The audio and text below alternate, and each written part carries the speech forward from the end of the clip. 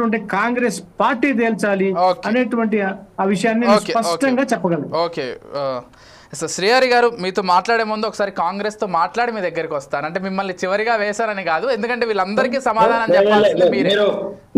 శ్రీహరి గారు వర్షన్ రానియండి, శ్రీహరి గారు వచ్చినాక నేను మాట్లాడు. అట్లా అంటారా? అంటే మీరు చెప్పే ఆరోపణలకు సంబంధించి సమాధానం చెప్పాల్సింది వాళ్ళు కదా. రానియండి, శ్రీహరి గారు వర్షన్ వచ్చాక నేను మాట్లాడతా. Okay sir. ఓకే సరే శ్రీహరి గారు. చెప్పండి శ్రీహరి గారు. నమస్తే. ప్యానల్ లో ఉన్న రామ్మోహన్ గారికి, వేణు యాదవ్ గారికి, వెంకటస్వామి గారికి, విజయ్ గారు, మా వీక్షకులందరూ కూడా నమస్తే. కాళేశ్వరం సంబంధించి దాన్ని ఒక రకంగా ఈ భూమండలం మీదనే ఒక తెలంగాణ రాష్ట్రం భారతదేశంలో కాదు, మెట్ట ప్రాంతానికి పొందూరు ప్రాంతం నుంచి సముద్రంలో కలబోయేటటువంటి నీళ్ళని తీసుకొచ్చి 600 మీటర్ల ఎత్తులోకి ఒక బ్యాలెన్సింగ్ రిజర్వాయర్లో పెట్టి ఒక అనేక టన్నెల్స్ పెట్టి 100 కిలోమీటర్ల దూరం నీళ్ళని తీసుకొచ్చినటువంటి ఒక అద్భుతమైనటువంటి ప్రాజెక్టు కాళేశ్వరం ప్రాజెక్టు. అందులో జరిగినటువంటి ఒక బరాజులో 2 పిల్లర్లకు సంబంధించినటువంటి ఒక చిన్న లోపాన్ని చూపెట్టి మొత్తం 1,00,000 కోట్ల అభివృద్ధి జరిగినట్టు అసలు ఖర్చు పెట్టిందే ఇంతకుముందే రామ్మోహన్ గారు వివరాలు చెప్పారు. నేను ఆ చర్చల్లోకి ఉద్దేశపూర్వకంగానే కాళేశ్వరం ప్రాజెక్టు అనేది ఒక పేరు తీసుకొచ్చింది కాబట్టి బీఆర్ఎస్ పార్టీకి, తెలంగాణ సమాజానికి కాళేశ్వరం ప్రాజెక్టులో వచ్చిన పేరుని అబాస్పాలు చేయడం కోసం అందులో అవినీతి జరిగిందని దాన్ని అడ్డంగా పెట్టి మొత్తం విస్తృతంగా బదనాం చేయడానికి ఎన్నికల ముందే ఆ పిల్లర్లలో పర్రెలు రావడం కానీ, ఆ 2 పిల్లర్లు 3 పిల్లర్లు కుంగిపోవడం కానీ ఎన్నికల ముందు జరగడం అనేది ఓ మేరకు ఎన్నికల్లో నష్టం జరిగిన మాట నిజం. ఇప్పుడు దాన్నే విస్తృతంగా ప్రచారం చేసి ఇంకా బీఆర్ఎస్ పార్టీ తెలంగాణ సమాజానికి లేదా తెలంగాణ రాష్ట్రాన్ని తీసుకొచ్చిన తర్వాత తెలంగాణలో ప్రధాన వనరులైనటువంటి నీళ్లను సద్వినియోగం పూర్తి స్థాయిలో మన వాటా నీళ్ళని సద్వినియోగం చేసుకున్న విషయాన్ని ప్రజలందరికీ తెలుసు కాబట్టి ఈ విషయాన్ని అడ్డంగా చూపెట్టి మొత్తం బ్లేమ్ చేయడమే పనిగా పెట్టుకొని కేవలం దీంట్లో కేసీఆర్ గారిని, హరీష్ రావు గారిని ప్రధానంగా మొత్తం పార్టీ యంత్రాంగాన్ని మొత్తం ఇది అవినీతి పరులు అని చెప్పడానికి దీన్ని ఒక సాగా చూపెడుతున్నటువంటి వేధింపుల కోసం, కక్ష సాధింపుల కోసం వేసినటువంటి కమిషనే తప్ప ఇది తేల్చేది నాకు తెలిసి ఈ నిజాలు నిలకడ మీద బయటపడతాయి. ఖచ్చితంగా ఈ కాళేశ్వరం కమిషన్ వేసినటువంటి కమిషన్ కి పూర్తి స్థాయిలో హరీష్ రావు గారు కూడా హాజరవుతారు, కేసీఆర్ గారు కూడా హాజరవుతారు.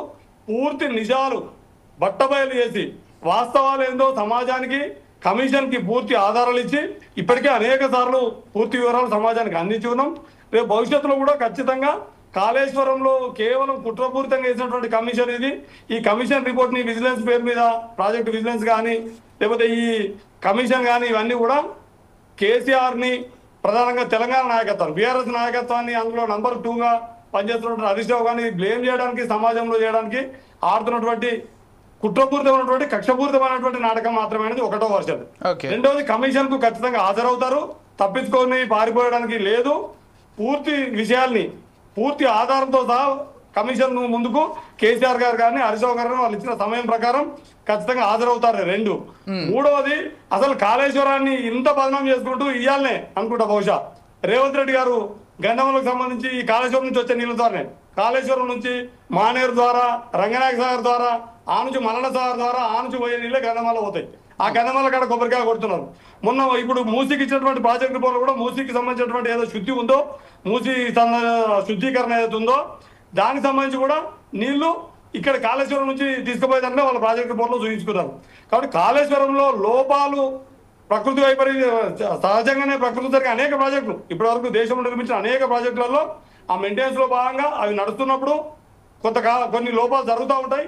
అట్లా జరిగినటువంటి ఒకనొక లోపమే తప్ప మొత్తం ప్రాజెక్టే అవినీతిమయమైనట్టు, మొత్తం లక్షల కోట్ల రూపాయలు అవినీతి జరిగినట్టు ఇంతకుముందు రామ్మోహన్ గారు ఒక విషయం చెప్పారు, ఒక ఈఎన్సీ గారు దొరికితే 200 కోట్లు దొరికినాయని.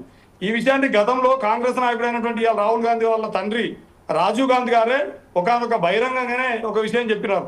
ఈ దేశంలో ప్రభుత్వం ద్వారా వస్తున్నటువంటి నిధుల ఖర్చు ప్రజల దగ్గరికి నేరుగా పోయేటప్పటికల్లా దాని పర్సంటేజ్ ఎట్లా ఉంటుందని ఒక 5 ముక్కలు ఉదాహరణగా చూపెట్టినట్టుగా ఈ దేశంలో దాని మొత్తం ఒక తెలంగాణ రాష్ట్రం దానికి అతీతం అని నేను చెప్పట్లేదు. మొత్తంగా చూసినప్పుడు ప్రభుత్వం చేసినటువంటి మొత్తం డబ్బు నేరుగా ప్రజలకు అందదు. ఖచ్చితంగా అందులో రకరకాల అవి జరుగుతాయి. అంటే ఏంటి శ్రీహరి యాదవ్ గారు కానీ దాని ఒక రాజకీయ నిర్ణయం, రాజకీయ నాయకత్వాన్ని తీసుకొచ్చి ఉద్దేశపూర్వకంగానే కక్ష సాధింపు ధోరణి కోసమే ఈ కమిషన్ శ్రీహరి యాదవ్ గారు ఒక విషయం అండి.